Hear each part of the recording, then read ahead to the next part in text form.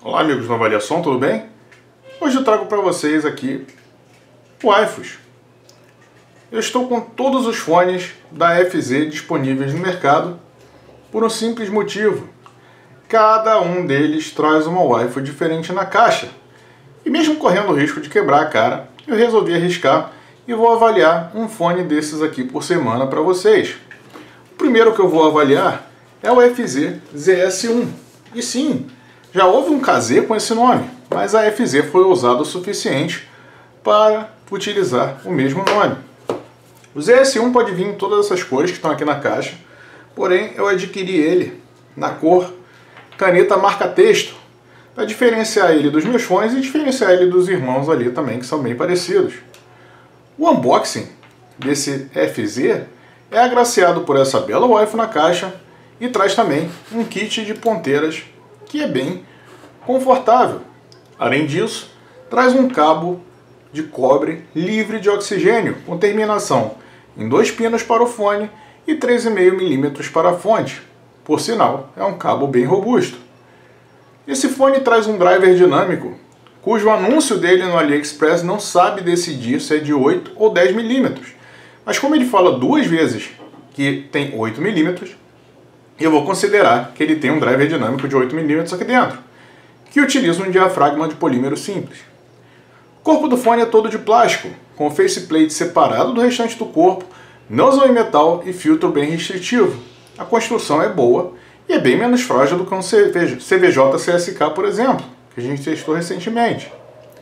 Na questão do conforto, é um fone extremamente confortável, muito leve, que traz um formato bem ergonômico e ótimas ponteiras, com uma vedação que muito fone mais caro não entrega. Eu não precisei utilizar nenhuma ponteira além daquelas que o fone já trouxe. Eu utilizei esse cara aqui por horas, sem qualquer tipo de incômodo, e além do formato do cabo atrás das orelhas, que é bem reto aqui atrás das orelhas e pode incomodar um pouquinho, mas você acaba se acostumando, porque ele é maleável. Embora ele seja reto, ele é bem maleável. Questão da sonoridade musical. Eu testei esse fone aqui em variadas fontes, celular, BTR5, DX3 Pro Plus, e não há diferença considerável entre as fontes. Como ele é um fone barato, ele tende a ser utilizado em celulares, ligado direto a um aparelho Android, por exemplo. Ele entrega boa performance de som em torno de 60% de volume. Tá? É um fone que não tem tanto volume quanto um KZ, por exemplo, mas ainda assim é fácil de tocar. O fone tem um tuning focado nos graves e deixa isso bem evidente. Por sinal, são belos graves. Ele tem uma ótima extensão, um bom impacto nos subs, uma ótima textura e algum detalhamento. Bumbos de bateria, tubas, contrabaixos acústicos e notas mais graves de violões soam de uma forma deliciosa nesse fone. O mesmo vale para as batidas de música eletrônica, hip hop e afins. No entanto, a velocidade desses graves não é das maiores e pode embolar um pouco em faixas mais congestionadas. Já os médios são extremamente recuados e sofrem com muita invasão por parte dos graves. As vozes femininas soam bem abafadas e vozes masculinas mais graves soam um pouco lamacentas. Entretanto, vozes femininas um pouco mais aveludadas soam de forma inesperadamente boa por aqui. Um exemplo que eu tenho para vocês é a música La Llorona, perdóname por el espanhol ruim, La Llorona, de Carmen Goet, que soou incrível, ainda mais acompanhada pelas notas graves dos instrumentos de corda que acompanham a música. Normal em fones de baixo custo é uma sonoridade em V, com médios recuados, graves e agudos saltados. Porém aqui não há salto nos agudos, que são muito recuados e apagados, sem vida, sem corpo, sem ar. É tão triste que os pratos da bateria chegam a sumir em algumas faixas de rock. No entanto, para músicas que tocam apenas vozes femininas bem agudas e um piano acompanhando, como por exemplo a música que vocês já estão mais do que acostumados a ver por aqui, Je Vole, da Louane, o resultado é muito bom.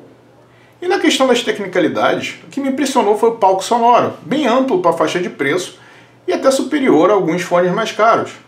O imaging dele é confuso, os instrumentos parecem se sobrepor E ainda que tenha espaço no espectro, o detalhamento é pobre e a separação de frequências é triste. A sonoridade em jogos definitivamente não é legal para esse cara aqui. No PUBG, há uma estranheza na espacialidade, com o fone tendo dificuldade em reproduzir sons na diagonal acima ou abaixo da sua posição. Em jogos FPS, o excesso de graves com médios recuados faz com que seja difícil interpretar a posição do inimigo em um CSGO ou Rainbow Six.